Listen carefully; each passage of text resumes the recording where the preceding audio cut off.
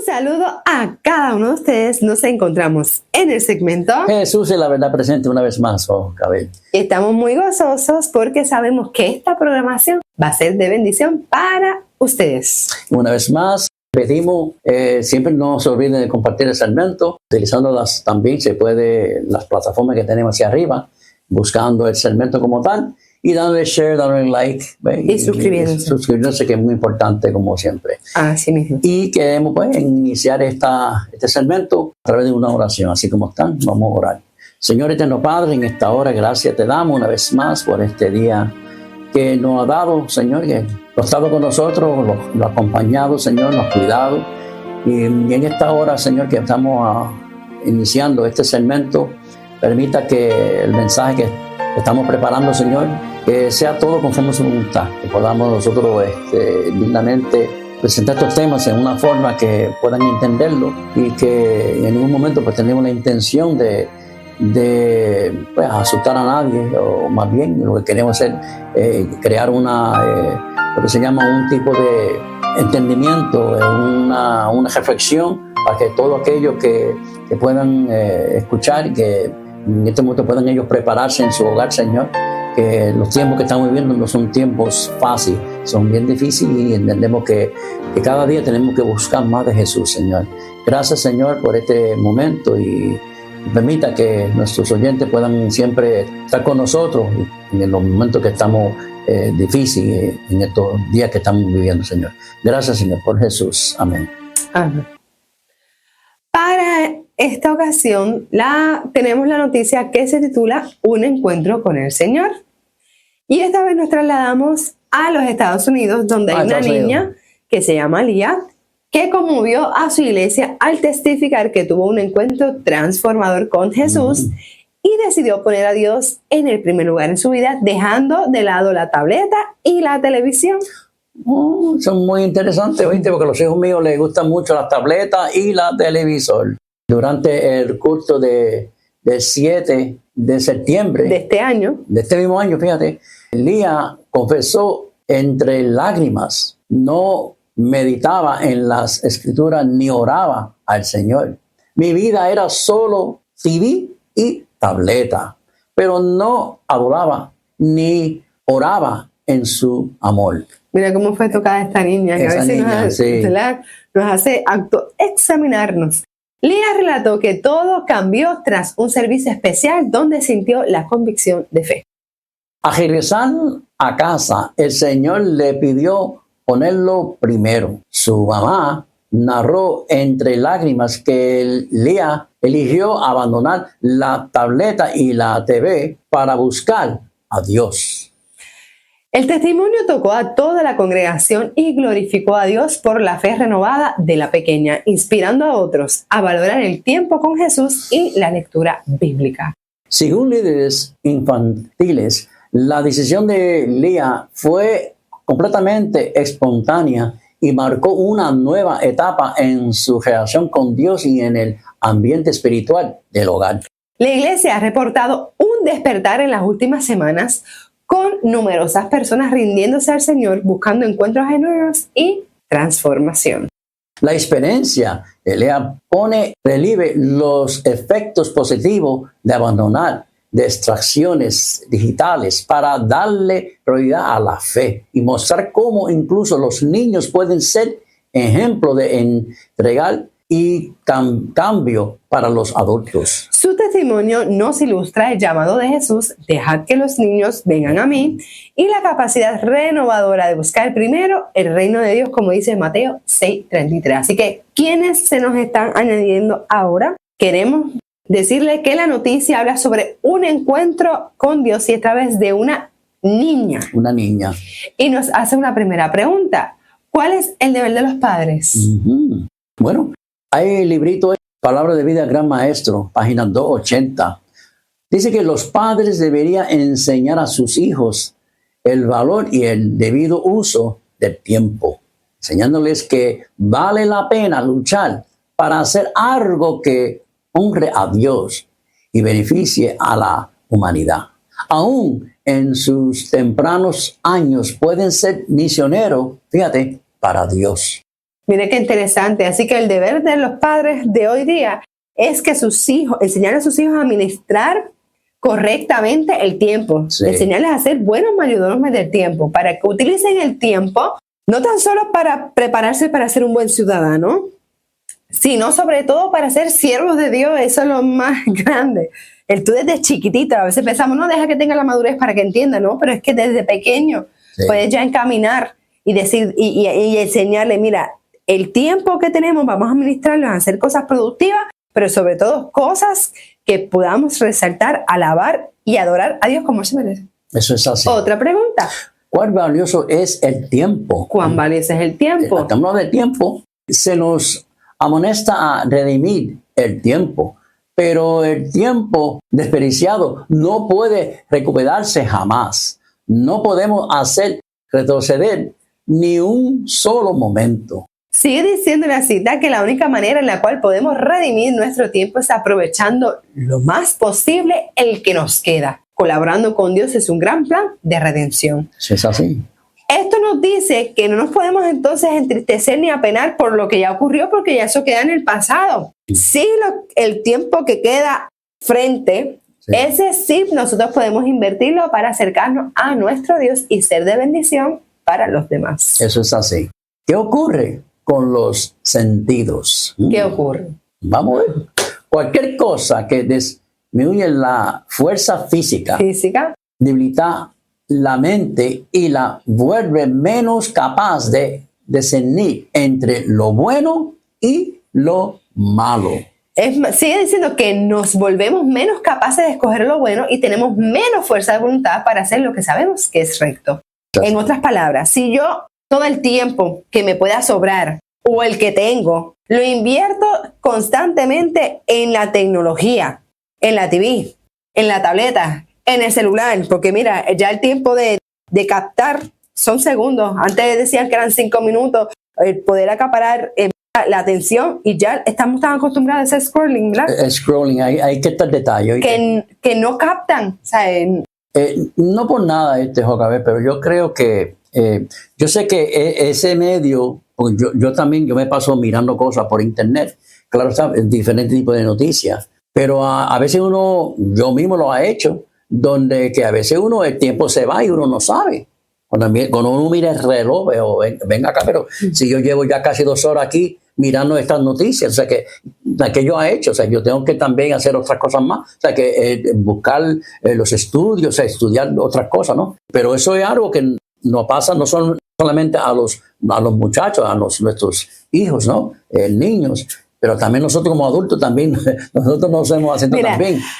Estamos en un nivel de ciencia tan avanzada que ahí está lo bueno y lo malo. Nosotros utilizar ese tiempo en vez de invertirlo en otras cosas, mira, ahí hay estudios bíblicos, te pueden bajar la palabra del Señor. Exacto, ahí hay temas. Sí, hay hasta juegos que es para preguntas bíblicas. Sí, eso yo lo he visto. Uno colocar o poner de su parte para que ese tiempo que pasemos con la tecnología sea provechoso. Exacto, a eso que yo quiero llegar, sí. Entonces, ¿qué ocurre con los sentidos? Si constantemente estamos eligiendo cosas que no nos acercan al Señor, vamos a botar nuestra mente, nuestras fuerzas, a no tener discernimiento y no tener esa capacidad que es la que nos da el Señor de saber esto es bueno, esto es malo, llego hasta aquí, ¿ves?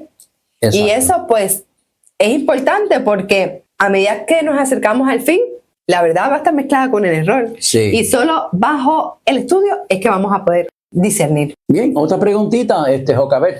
¿Cómo honramos a Dios? Dice que debemos amar a Dios no solo con todo el corazón, entendimiento y el alma, sino con toda la fuerza. Esto implica el uso de pleno inteligente de las facultades físicas. Eso es así. Así que, en otras palabras, nosotros, si queremos honrar a Dios como Él se merece, tenemos que entender que Él debe ser primero en todo. Exacto. En lo que elegimos ver, en lo que elegimos escuchar, no tan solo eso, también en la vida diaria. No tener exceso de trabajo, ¿sabes? Todo es un control. Y que le demos al Señor lo primero en todo. Exacto, eso es así.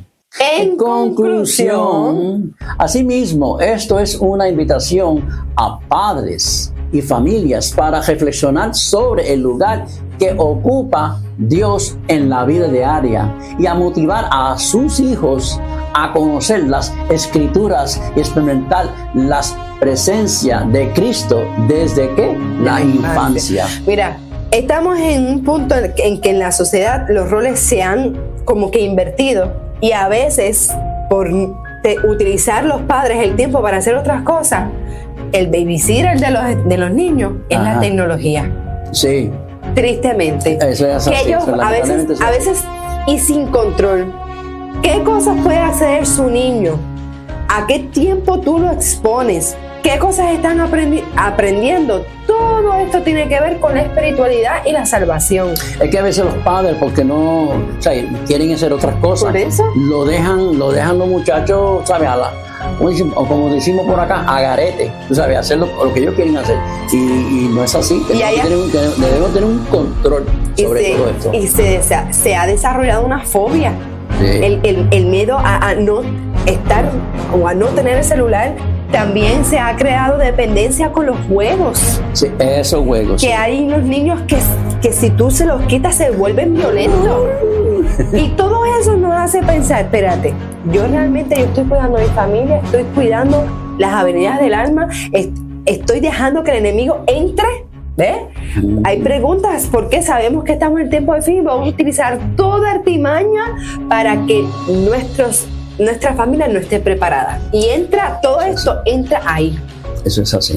Sigue diciendo que la fe sencilla de Elías sirve de recordatorio de que un encuentro con Dios puede romper rutinas y hábitos, abriendo camino a una vida de relación, comunión y propósito eterno en Cristo. Esta niña nos está dando cátedra. Eso es verdad. Porque fue capaz de decirle a un chiquita que a los niños les llama tanto la atención y a veces no tienen esta fuerza de voluntad de decir, no, yo me voy a decidir por Cristo, yo lo necesito a Él, yo necesito leer la Biblia y nada me puede distraer. Que esto nos enseña también a nosotros a tener esa fuerza que nos da Dios para nosotros decir, no, primero Cristo, segundo y tercero Cristo. Eso es así. Así que, Maranata, Cristo viene.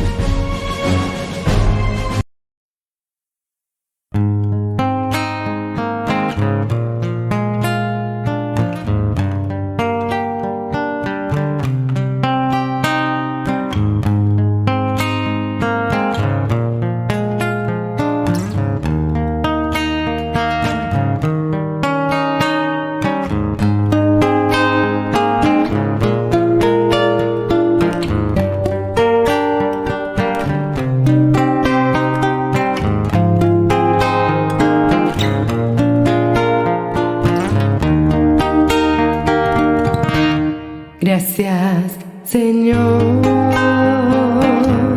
por las pruebas que el mundo da, que por ellas yo creceré, pues mi guía eres tú.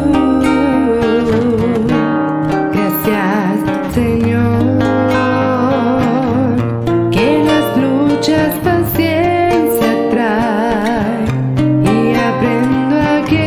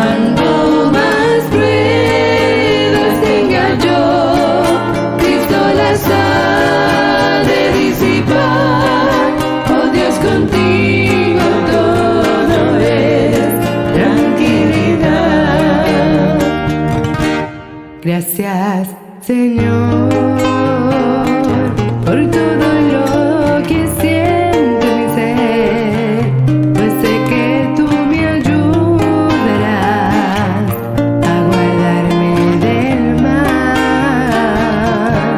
Gracias, Señor,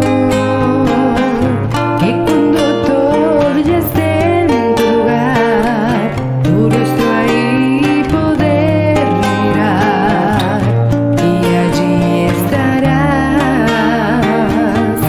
Hoy quiero hacer tu voluntad y doblegarme ante ti, dejar que tu espíritu me pueda guiar.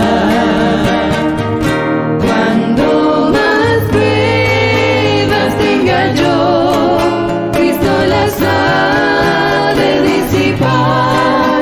Oh Dios, contigo todo es tranquilidad.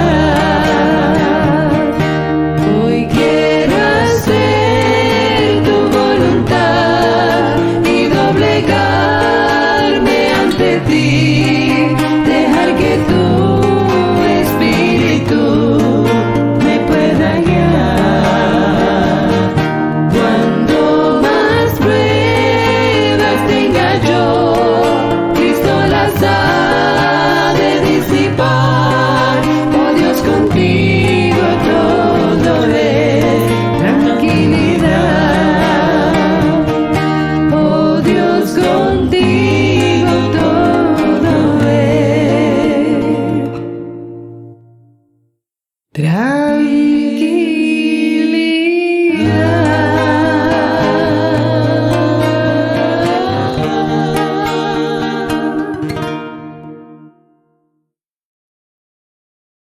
Queridos hermanos, que la bendición de Dios Padre Celestial sea derramada abundantemente en torno a vuestros corazones. Me siento feliz de poder estar en esta primera hora del sábado, recibiendo el sábado en la iglesia, porque eso casi nunca lo hacemos. Alabado sea el nombre del Señor, qué lindo, qué especial. Vamos a estar presentando un tema titulado La lluvia tardía y el fuerte pregón. Que Dios me los bendiga, mi hermano. Voy a tener una pequeña invocación. Oremos. Así sentadito como estamos, querido Dios, en este momento solemne y sagrado, vamos a estudiar una porción de tu palabra, pero necesitamos la unción de tu Espíritu Santo para poder asimilar lo que tú tienes para cada uno de nosotros. Permite que tu Espíritu ilumine nuestras mentes y que todo lo que se haga y se diga sea dirigido por ti para tu gloria y para tu honra. Te lo pedimos en el nombre de Jesús. Amén, Señor. Amén. El tema, como ven en pantalla, es la lluvia tardía y el fuerte pregón. Pero antes de comenzar con el tema, yo quiero hacer lo siguiente. Yo quiero, como preludio al tema, yo quiero hablar de un triunvirato satánico que menciona las Sagradas Escrituras.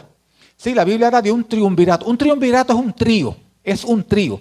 Y de ese trío habla Apocalipsis capítulo 16, donde dice: y vi salir de la boca del dragón, de la boca de la bestia y de la boca del falso profeta 3 espíritus inmundos a manera de ranas. Juan pudo ver 3 espíritus inmundos que salían del dragón, que salían de la bestia y que salían del falso profeta.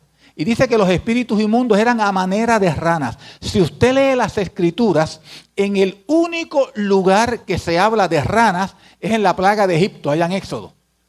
Ahí es donde único se habla de ranas. Y aquella plaga, cuando usted lee, creo que es Éxodo 8, cuando usted lee allí, en las Sagradas Escrituras, se da cuenta que las ranas estaban en todas partes. Estaban en el cuarto, estaban en la sala, estaban en el patio, estaban en el baño. Donde quiera que tú fueras, habían ranas. La profecía dice que del dragón, de la bestia y del falso profeta salían 3 espíritus inmundos a manera de rana. Como lo que sale de la boca son palabras, salen doctrinas. Así que esto es lo que nos está indicando, es que de la boca del dragón, de la bestia, del falso profeta, saldrían doctrinas que iban a estar diseminadas por todas partes, como las ranas en el pasado estaban diseminadas por todas partes.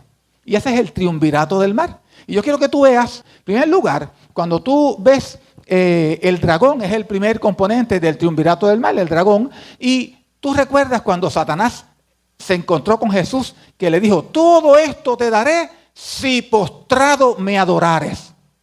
Pero ¿a quién se opone Satanás? Mire, en Mateo 4:10, Jesús le contestó, mira, al Señor tu Dios adorarás. El diablo quería ser adorado, pero Jesús le dijo, no, Señor, tú tienes que adorar a Dios. Y mire usted, ¿quién saca la cara por el Padre? Es el primer ángel. ¿Y qué es lo que dice el primer ángel? Adorad a aquel que hizo el cielo, la tierra, el mar y la fuente de las aguas. Así que el primer ángel saca la cara por el Padre. Pero mira, el segundo componente de este triunvirato del mal es la bestia. ¿Y qué fue lo que hizo la bestia? Daniel 7:25 dice que iba a cambiar los tiempos y la ley. Y de hecho hizo una transformación que la mayoría de la gente del planeta piensa que el día de reposo es domingo, que no es el sábado. Ahora, ¿qué dijo Jesús cuando vino aquí a la tierra? Dice, no piensen que he venido a cambiar la ley. No he venido a cambiar, sino a cumplir. Así que la bestia, mejor dicho, se opone directamente al Hijo. ¿Y quién saca la cara por el Hijo? El segundo ángel, que dice, ha caído Babilonia. ¿Por qué cayó Babilonia? Porque cayó en apostasía al cambiar la palabra de Dios, al cambiar la ley de Dios. El tercer componente de este triunvirato es el falso profeta. ¿Y qué hace el falso profeta? Dice que engaña. Apocalipsis 13 dice que ese poder engaña con las señales que puede hacer. Pero ¿a quién se opone el falso profeta? Se opone al Espíritu Santo, que dice que es el Espíritu de verdad. El falso profeta engaña, pero el Espíritu dice la verdad. ¿Y quién saca la cara? Aquí, el tercer ángel. ¿Y qué es lo que dice el ángel? Si alguno adora a la bestia o al falso profeta o a la imagen de la bestia, que es el mismo falso profeta, este también beberá del vino de la ira de Dios. Y mire lo curioso y lo bonito de todo esto. ¿A quién representan estos tres ángeles que están sacando la cara por la verdad? Representan al movimiento adventista del séptimo día. Ninguna iglesia predica el mensaje de los tres ángeles porque ninguna iglesia conoce el mensaje de los tres ángeles. Así que es nuestra iglesia la que defiende al Padre, al Hijo y al Espíritu Santo versus el dragón, la bestia y el falso profeta. Ahora, cuando tú lees Apocalipsis 14, que te menciona estos tres ángeles, primero y segundo y tercer ángel, ¿qué pasa o qué vio Juan después? Y mira cómo dice el texto. Apocalipsis 18. Después de esto, vi otro ángel descender del cielo con gran poder y la tierra fue alumbrada con su gloria. Y clamó con voz potente diciendo, ha caído la gran Babilonia y se ha hecho habitación de demonios. Y oí otra voz del cielo que decía, salid de ella, pueblo mío, para que no seáis partícipes de sus pecados, ni recibáis de sus plagas. Observa que después de estos tres ángeles de Apocalipsis 14, primer ángel, segundo ángel y tercer ángel, entonces aparece un poquito más tarde este otro ángel, y cuando este otro ángel llega, la tierra se ilumina con su gloria. Y este ángel trae un mensaje tan poderoso, trae un mensaje contundente para llevar conciencia a los seres humanos del error en el cual están involucrados y le hace un llamado directo. Salid de ella, pueblo mío. Le está haciendo llamado al pueblo de Dios que está sumergido en las redes de Babilonia para que salga de allí. Ahora, veamos esto. ¿Cuándo es que se va a cumplir esta profecía de Apocalipsis capítulo 18? Y dice en la matutina Maranatá, pronto se cumplirán las profecías del capítulo 18 de Apocalipsis. ¿Cuándo? Pronto. Y luego dice, durante la proclamación del mensaje del tercer ángel, mientras el mensaje del tercer ángel se está predicando, otro ángel descenderá del cielo con gran poder y la tierra será alumbrada con su gloria. Así que la cita nos dice que esto va a ocurrir pronto.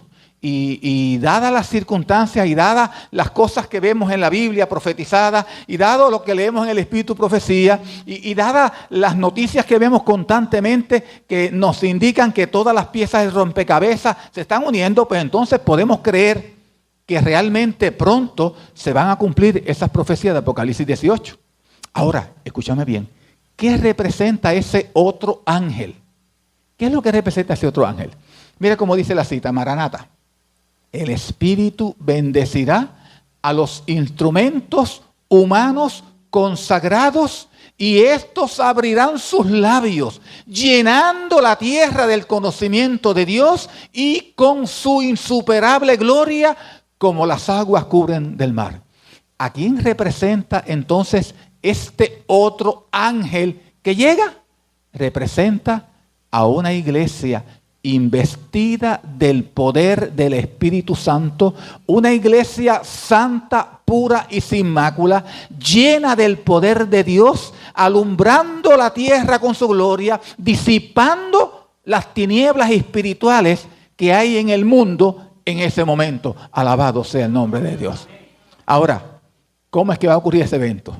Joel 2:23 dice, vosotros también, hijos de Sión, alegraos y gozaos en Jehová vuestro Dios, porque os ha dado la primera lluvia a su tiempo, y hará descender sobre vosotros lluvia temprana y tardía, como al principio. Ya nosotros vimos lo que pasó en la lluvia temprana en Pentecostés. Ya vimos cómo el Espíritu Santo obró de una manera sobrenatural y los resultados maravillosos que ocurrieron cuando el Espíritu descendió sobre la iglesia.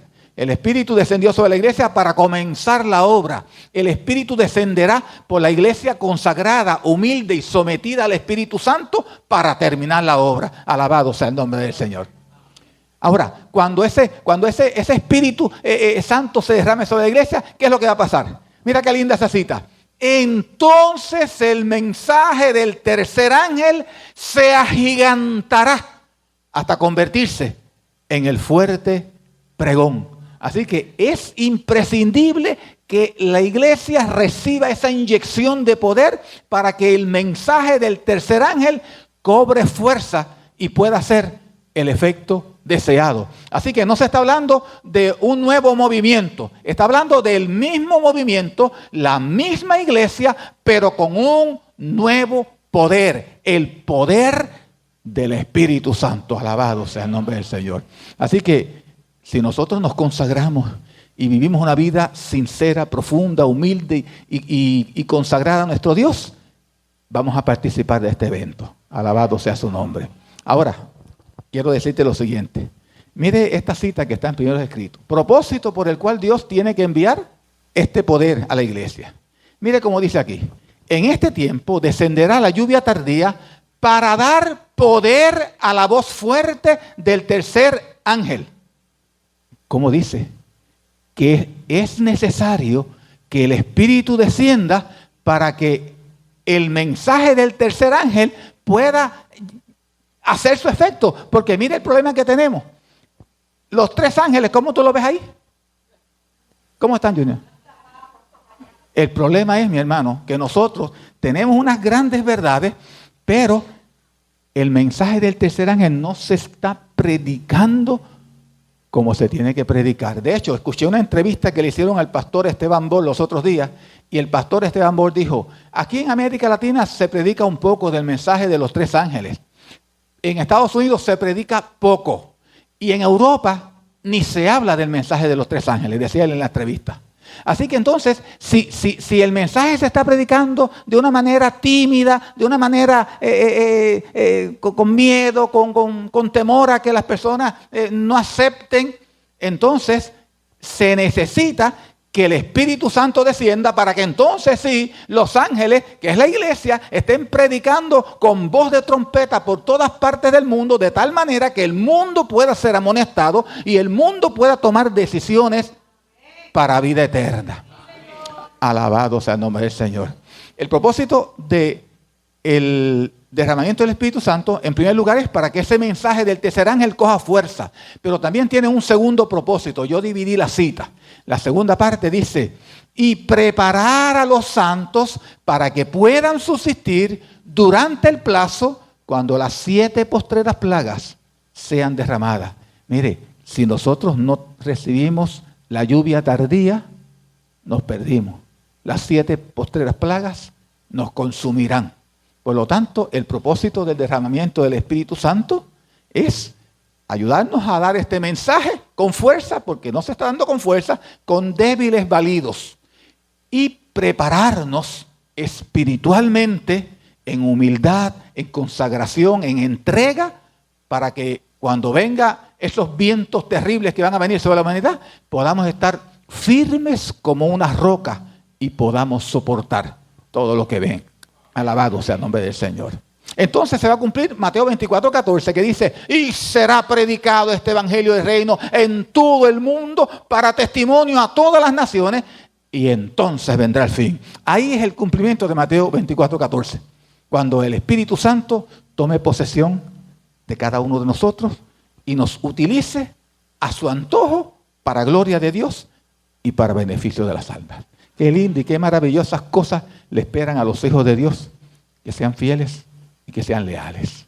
Ahora, ¿cómo se va a llevar a cabo esta obra? En el libro de Evangelismo hay una cita bien linda, yo no la voy a leer, solamente te la voy a parafrasear. Ahí dice que cuando el Espíritu Santo se posesione de la iglesia, de esa iglesia consagrada, van a empezar los hijos de Dios a hablar sin miedo, van a hablar sin vergüenza, sin temor, van a denunciar los pecados que se están cometiendo en el mundo, van a hablar de todas las doctrinas falsas que se han aceptado en todo el planeta, se va a desenmascarar el espiritismo y la gente va a comenzar a ver, porque dice la sierva de Dios, que en un momento dado Dios va a permitir que el mundo entero pueda escuchar para que pueda tomar una decisión correcta. Dice, estas solemnes amonestaciones conmoverán al mundo y miles de personas que nunca habrían oído palabras semejantes la escucharán. Y entonces van a estar asombrados al escuchar y al ver que la palabra de Dios hablaba de toda esa aberración espiritual que se predicaba y que la gente aceptaba como buena,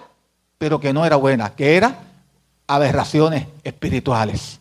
Ahora, ¿de qué forma se ha estado predicando el mensaje del tercer ángel? Mire, se ha estado predicando con débiles validos, pero sí se ha estado predicando. Se ha predicado a través de sermones, a través de estudios bíblicos, literatura que se riega, a través de la radio, la televisión, la internet, inclusive testimonio personal. Se ha estado predicando, pero de manera muy débil, de manera muy simple. Yo recuerdo una vez que yo tenía una compañera maestra en Mayagüez que me invitó a predicar a su iglesia esta temática de los 3 ángeles, de profecía. Entonces yo conozco a varias personas de su iglesia, una de las iglesias de Mayagüez, y me encontré que una de las personas que yo conozco de allí no fue a la semana. Y yo le pregunto, mire, ¿qué le pasa a fulano que no está viniendo aquí, va a otra iglesia? Y ella me dice, no, lo que pasa es que él cree que esos temas de profecía no se deben predicar en la iglesia. Esos temas de profecía, decía él, no se deben predicar en la iglesia. Si no se deben predicar en la iglesia, entonces habría que arrancar las páginas de la Biblia. Allí dice, no menospreciéis las profecías, decía el apóstol Pablo. Ahora, veamos esto. Mire la promesa que Dios tiene en su palabra con respecto al Espíritu Santo. Pues si vosotros, siendo malos, sabéis dar buenas dádivas a vuestros hijos, ¿cuánto más vuestro Padre Celestial dará el Espíritu Santo a los que se lo pidan? O sea, Dios quiere darnos el Espíritu Santo. Dios quiere bautizarnos. Dios quiere que el Espíritu se posesione de nosotros y que ya nosotros andemos dirigidos por el Espíritu de tal manera que todos nuestros actos puedan glorificar su nombre y puedan ser de bendición para aquellos que estén en contacto con nosotros. Ahora, mire la interrogante de Dios. Puesto que es el medio por el cual hemos de recibir poder, ¿y por qué no tener más hambre del Espíritu Santo? ¿Por qué no tener más sed del Espíritu? ¿Por qué no hablamos de Él, oramos por Él y predicamos de Él? Mire, esa es la preocupación de Dios. Pero ¿cómo es posible que si el único modo que tiene la iglesia para salir victoriosa es el Espíritu Santo? ¿Por qué se piden tantas cosas y no se pide por el Espíritu? Así que esto es para que nosotros reflexionemos y esa cita llévesela grabadita en su mente, allí en su corazón. Ahora te voy a mostrar algunos requisitos. Te digo algunos porque la temática general de esta linda actividad que se ha creado aquí tiene que ver con el Espíritu Santo y con estos detalles proféticos. Por lo tanto, yo te voy a dar algunos requisitos y yo sé que a medida que vengan nuevos predicadores, los otros predicadores que van a venir posteriormente, quizás van a añadir otras cosas que yo no les voy a decir. Yo les voy a decir algunos de los que yo tengo en mi listado. Primer requisito: el Espíritu Santo será derramado sobre todos los que estén pidiendo el pan de vida para darlo a sus vecinos. Así que fíjese bien, y esto es para que tú reflexiones y para que yo reflexione. Yo estoy pidiéndole a Dios que me capacite para yo poder llevarle la palabra a mi vecino, a mi compañero de trabajo, a personas que conozco, a familiares. Si yo no tengo esa preocupación de que yo debo llevarle el pan espiritual a la gente que está en contacto conmigo, entonces estoy fallando. Pero gloria a Dios que estamos en tiempo de gracia y a partir de hoy podemos empezarle a pedir a Dios que nos ayude a compartir este pan de vida para que el vecino pueda disfrutar de las bendiciones que tú quieres disfrutar en la eternidad. Pero recuerda, el Espíritu va a ser dado a aquellos que están pidiendo el pan de vida para darlo a sus vecinos. Si no le estamos pidiendo, mire, no haga las maletas porque no hay pasaje. Tenemos que compartir la luz que Dios nos ha dado. Ok, segundo requisito.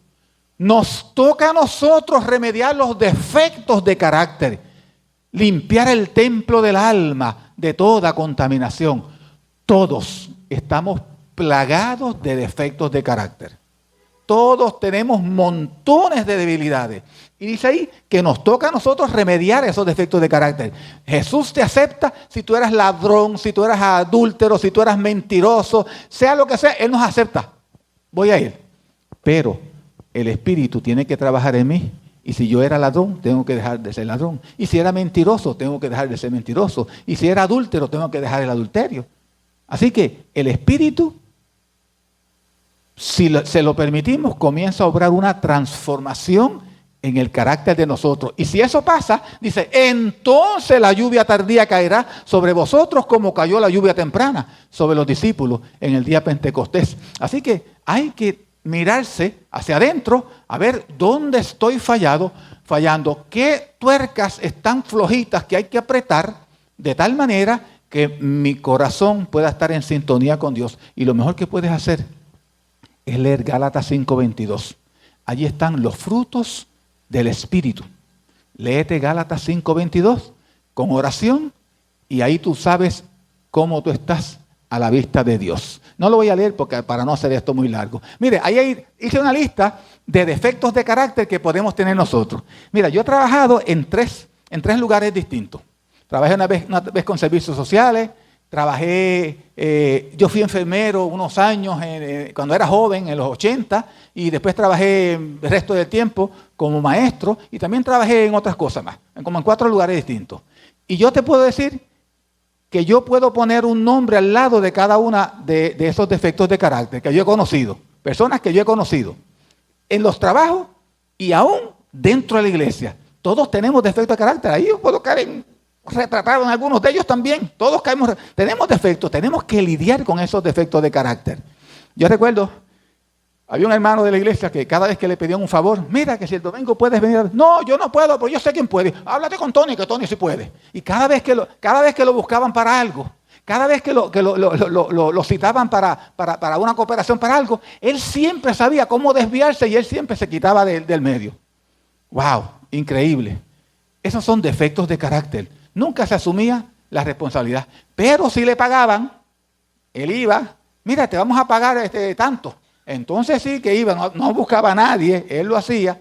Así que mis hermanos, alabado sea el nombre de nuestro Dios, porque estamos en un tiempo de gracia donde nosotros podemos hacer una introspección, ver cuáles son nuestros defectos de carácter y pedirle y suplicarle a Dios que arranque de nuestro corazón toda esa cizaña y que nuestros corazones sean altares donde se les rinda a Dios una perfecta adoración.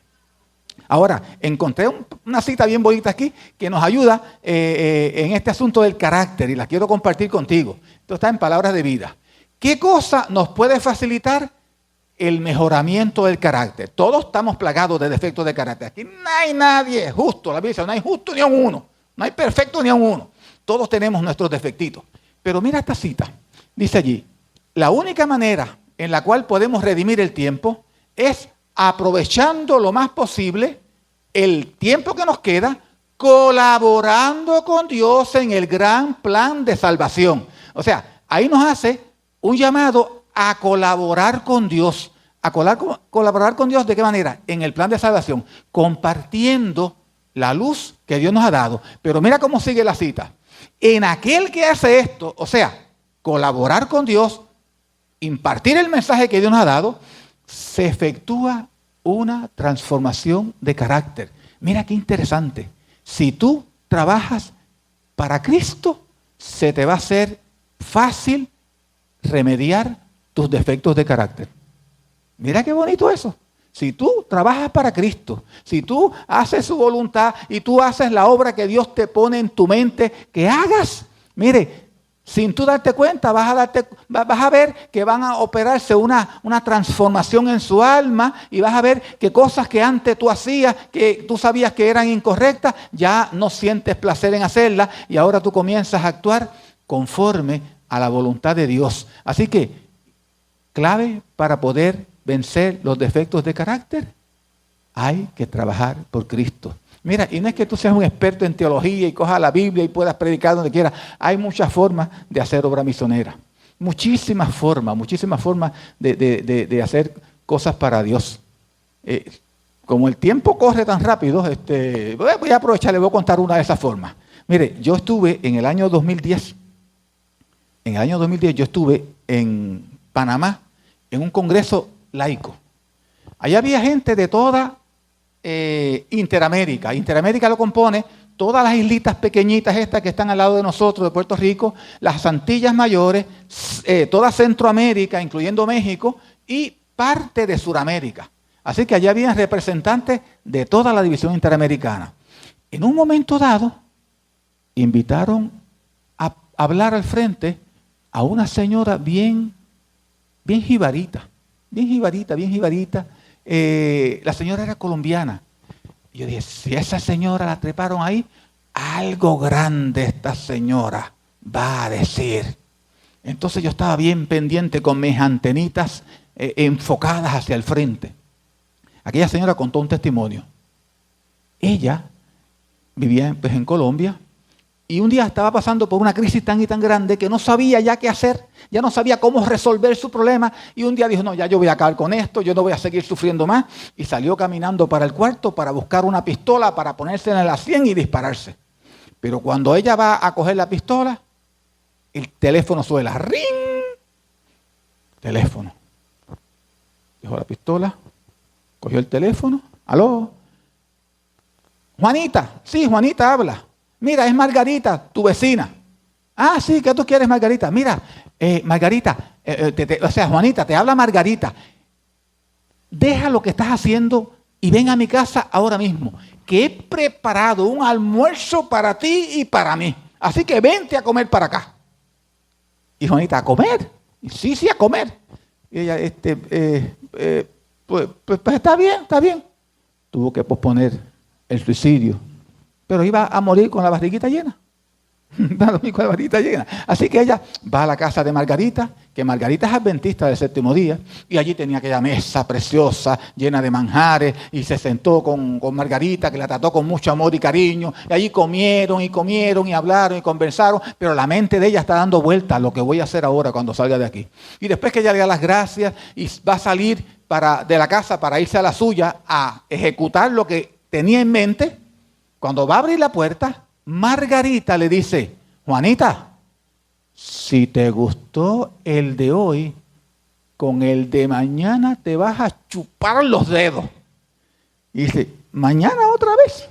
Sí, ya tengo la receta, así que mañana al mediodía, mira, tú no hagas nada, ven aquí que vamos a comer juntitos. Y entonces Margarita la esperó. Al otro día está Juanita, y ya se quitó la idea esa de quitarse la vida, porque tiene que comer con Margarita. Y ahí, en la conversación con Margarita, ella se sintió tan contenta, tan feliz. ¿Y qué pasa? Que le pregunta, ¿a qué iglesia tú vas? Adventista del séptimo día. ¿Quieres ir a la iglesia conmigo? Le dijo. Pues sí, vamos para la iglesia. La llevaron a la iglesia. Y allá en la iglesia todo el mundo la trató con mucho amor, besos y abrazos y cariños por aquí y por allá. Y ella maravillada. La cuestión es que se le fue borrando la idea de quitarse la vida. Se le fue borrando la idea de quitarse la vida. Entonces comenzó a asistir a la iglesia. Y se enamoró de Cristo y se enamoró de su palabra. Y ella trabajaba en una fábrica y pidió en la fábrica que le bajaran las horas de trabajo, porque ahora ella quería trabajar parte de su tiempo para Dios. Juanita era analfabeta, no sabía ni leer ni escribir. No sabía ni leer ni escribir. Pero ella andaba con una Biblia por la calle y le decía a las personas, ¿tú me puedes leer esto que dice ahí? Y la persona le leía y ella, inspirada por el Espíritu, le predicaba de ese pasaje. Y de esta manera comenzaron a llegar gente a la iglesia. Según contó ella en su testimonio, comenzaron a llegar gente a la iglesia, La cuestión es que allá en la asociación se maravillaron de que en las iglesias adventistas de ese lugar en Colombia estaba llegando tanta gente. Resulta que un día fueron a preguntarle cuántas personas habían llegado a Cristo por su trabajo misionero, y ella dijo, yo no sé, yo no saco cuenta de eso, yo solamente les predico y ellos son tocados por el Espíritu y llegan a la iglesia. La cuestión es que contó Juanita aquel día allí, en aquel auditorio enorme. Ella contó que un año ella decidió comprar una libreta y hacer marquitas cada vez que alguien aceptaba a Jesús y se unía a la iglesia. Y ella contó, puedo reproducir perfectamente, porque aquello me impactó de una manera maravillosa, que cuando vinieron de la asociación a averiguar cuántas almas habían llegado a la iglesia ese año por su intermedio, ella le dijo, mire pastor, aquí está esta libreta, cada marquita es una persona que llegó a la iglesia. Y cuando el pastor empezó a contar, contó cerca de 500 marquitas. Alabado sea el nombre del Señor. Margarita no le predicó. Margarita solamente la invitó a comer. Mire la obra misionera de Margarita, la invitó a comer y en ese compartir la invitó a la iglesia y el Espíritu se encargó del resto. Con eso te quiero decir que tú no tienes que ser un teólogo, no tienes que ser un experto dando estudios bíblicos, no tienes que ser un experto orador, no, tú no tienes que hacer nada de eso. Tú, el talento que Dios te dio, permite que tu espíritu lo sazone bien y ponte a trabajar para Él, para gloria de su nombre, que ya tú verás las cosas que Dios va a hacer para su gloria y su nombre. Mire, id y predicad es lo que Dios le manda a sus hijos. Porque cuando tú predicas y haces la obra, el Espíritu se encarga de mover corazones, tocar corazones y se encarga de ganar almas para Cristo. Entonces mira qué interesante esto.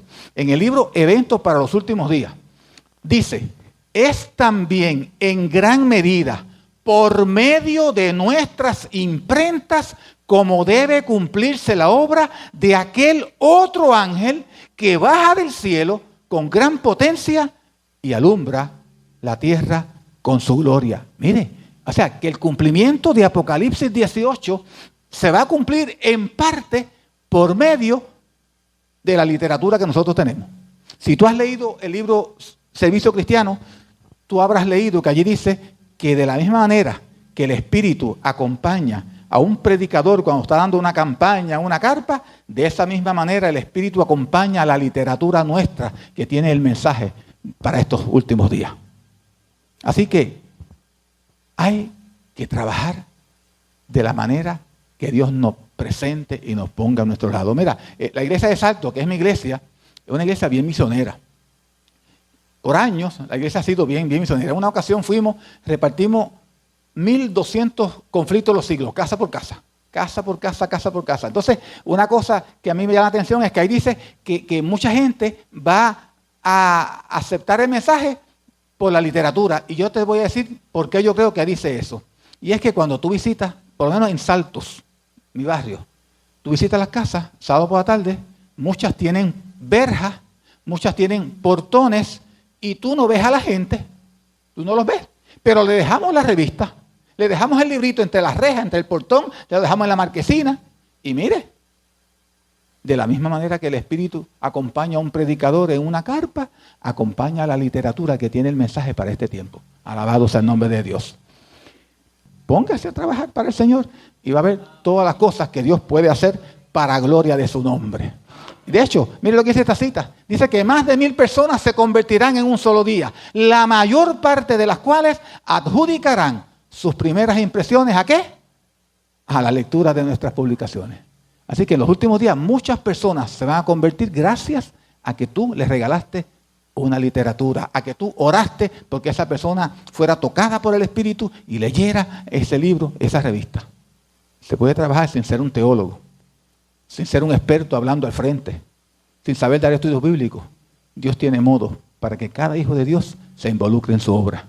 Mire esto, el tercer requisito, ese era el segundo requisito, trabajar en la obra misionera. El tercer requisito para uno recibir el Espíritu Santo, mire cómo dice allí: pongan a un lado los cristianos sus disensiones y entréguese a Dios para salvar a los perdidos.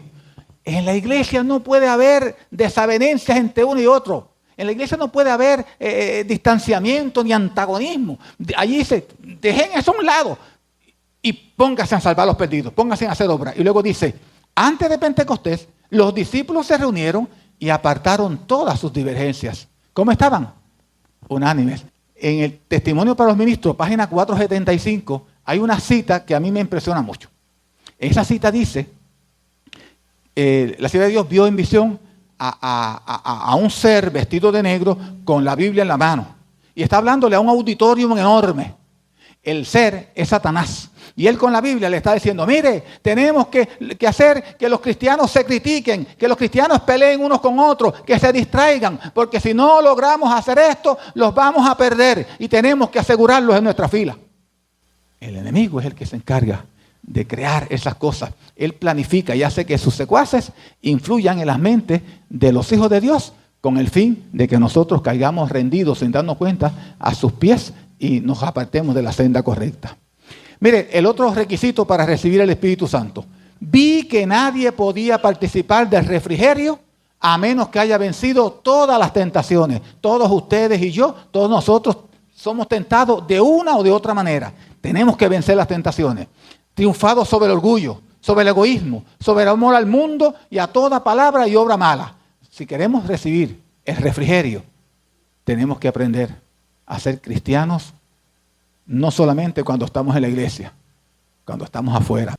Esto, ¿por qué muchos no buscan el Espíritu Santo hoy? Dice, vi que muchos descuidaban la preparación necesaria, esperando que el tiempo del refrigerio y la lluvia tal día los preparase para sostenerse en el día del Señor. O sea, porque hay la idea de que porque yo estoy en la iglesia, ya yo tengo la salvación agarrada por el mango. Entonces, la ayuda tal día va a caer para la iglesia. No es para toda la iglesia, es para aquellos que están buscando la santidad de carácter. Entonces, mira cómo dice aquí. Oh, ¿y a cuántos vi sin amparo en el tiempo de angustia? Habían descuidado la preparación necesaria y por lo tanto no podían recibir la ayuda tardía. No nos podemos descuidar. Ismael, tenemos que andar derechitos día y noche. Tenemos que andar derechitos en nuestra vida espiritual de tal manera que el Espíritu esté trabajando constantemente y vaya sacando de nuestro corazón todo lo que nos sirve, porque de lo contrario nos quedamos con las maletas en las manos, pero no podemos abordar. Ahora, mira una cosita que encontré bien interesante aquí. ¿En qué ocasión Dios va a derramar su Espíritu sobre la iglesia? Encontré una cita que me llamó mucho la atención, la comparto contigo.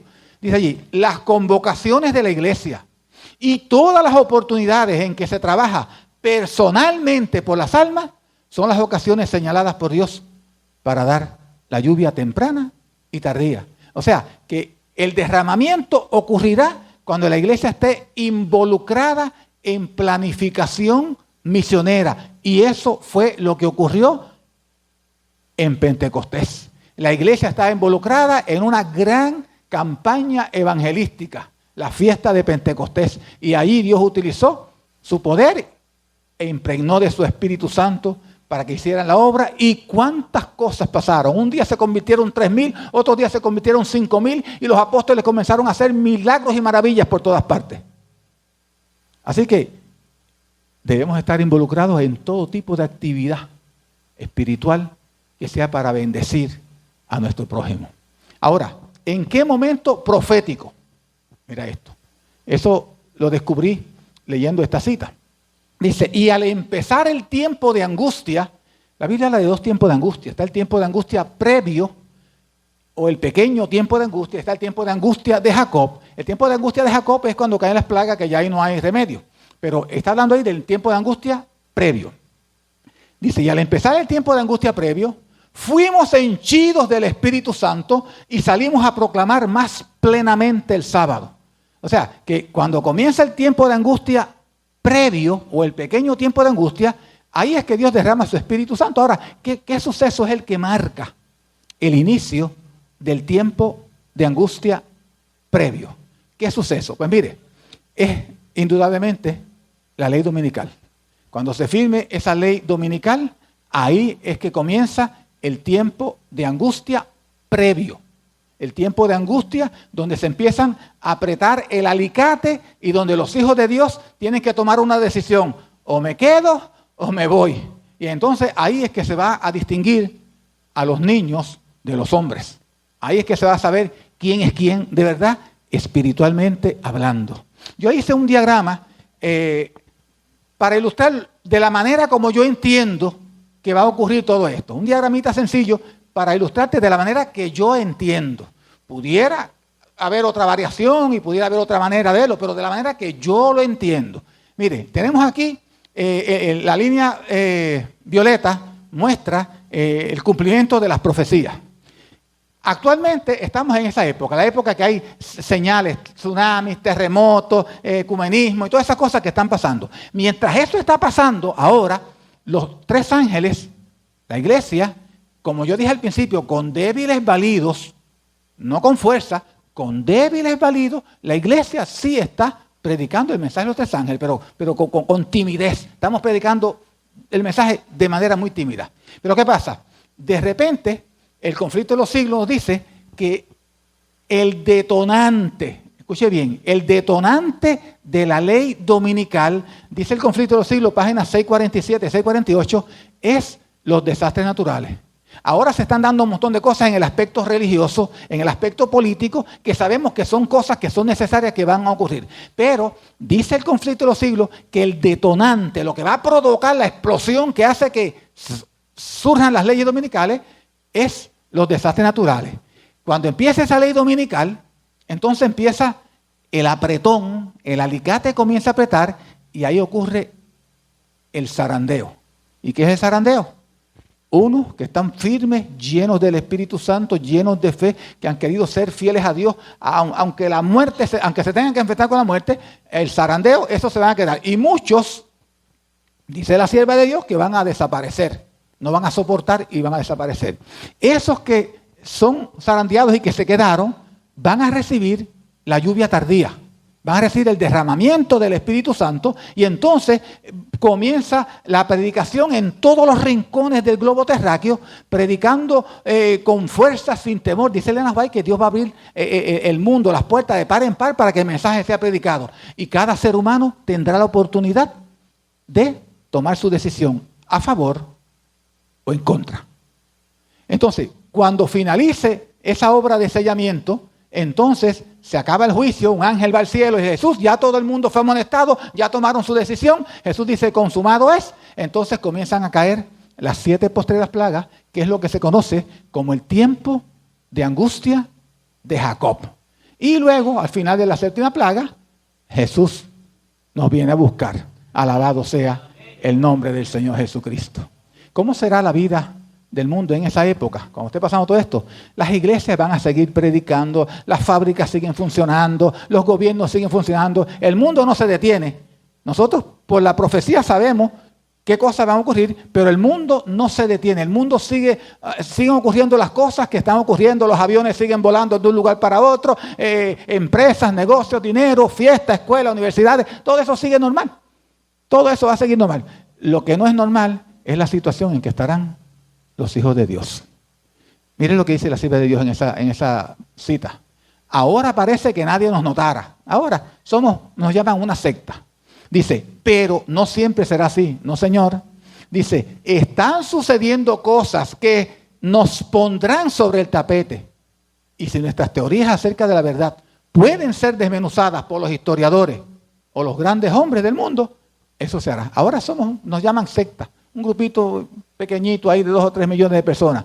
Pero dice, ahora nadie nos nota. Pero va a llegar un momento en que nosotros vamos a estar en la boca de todos los grandes reporteros, de los grandes noticiarios, de todo el globo terráqueo. Cuando ese pequeño grupito, esa manada pequeña, se niegue a someterse a leyes creadas por los hombres que contradicen la santa palabra de Dios.